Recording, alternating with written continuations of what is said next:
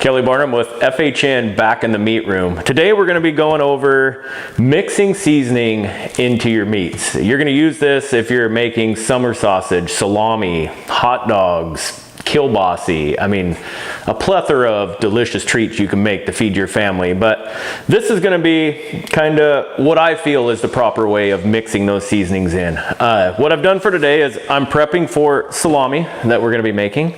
And I've actually made it really simple. Went and picked up a high mountain seasoning salami kit. Now these kits are great and they're available at almost all your outdoor retailers. This kit's gonna come with instructions. This is gonna give you mixture ideas for your meat ratios and your fat ratios like we've talked about in previous videos, and I'll share with you shortly what ratio I'm using on this mix. It's gonna give you the casings you need. It's going to give you the seasonings you need, the cures, and for salami, it's also going to give you citric acid. So what I'm working with today is, this is a mixture of venison, pork, and pork fat. My ratios for this is an 18-pound batch. My ratio for this is 10 pounds venison, which is 55% venison, 15% pork, which is 3 pounds, and 30% fat, which is 5 pounds. So that's the ratio we're working with this. You can play with that ratio. The salami recipe here kind of gives you a ratio. I'm adding a little more fat to this than what this calls for. Salami is supposed to have fat in it, and I felt like I should add a little extra. So that being said, I'm going to start to mixing because it's a super easy process here.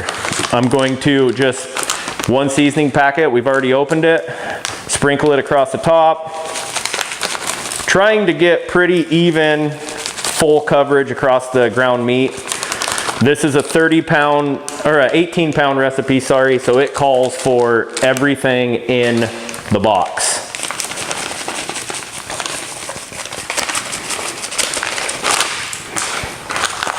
And we're going to add our cure on top of that. Package one. It smells good. It'll make me sneeze, but it smells good. So that is all that. Now, we talked in previous videos about the importance of keeping the fat cold. So I've been keeping this meat here chilled in the cooler, making sure that I keep the fat as solid as possible. So I'm going to add a little bit of water to this, and I'm actually adding ice water. Don't worry about the ice cubes going into the meat mixture, because when we're done mixing this today, we're going to put it back in the cooler and we're going to leave it overnight, and those ice cubes are going to finish dissolving overnight, and then we're going to add another ingredient to this tomorrow morning when we're getting ready to stuff it, and we'll mix it again. So any type of extra water, extra ice cubes will be gone by then. So I'm going to add a little bit here.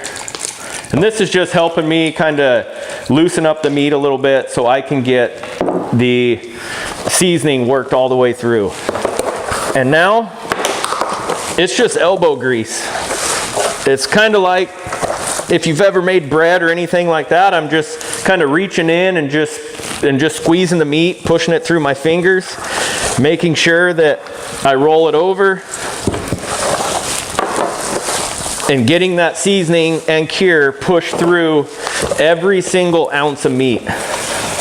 Now, some of I know like the recipe for this card calls for you to run it through the grinder again the next morning.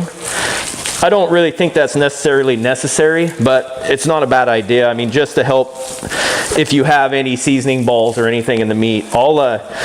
I'll leave this overnight, and then like I said, tomorrow morning we're going to add the citric acid that comes in the kit to it, and we're going to remix it, and at that time I'm pretty confident that I'm going to have a thorough enough mix that my seasoning and cures are going to be all the way through.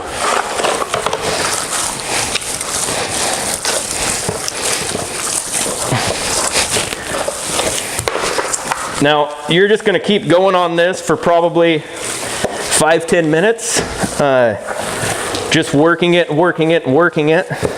until you feel confident that you've been able to get rid of most of the seasoning balls and you got it worked through. For sake of the video, I'm gonna cut that part a little bit short, and so this is gonna be complete and ready to go in the cooler. We're gonna stick it in the cooler, and tomorrow morning we'll pull it out, add the citric acid, and it'll be ready to be stuffed.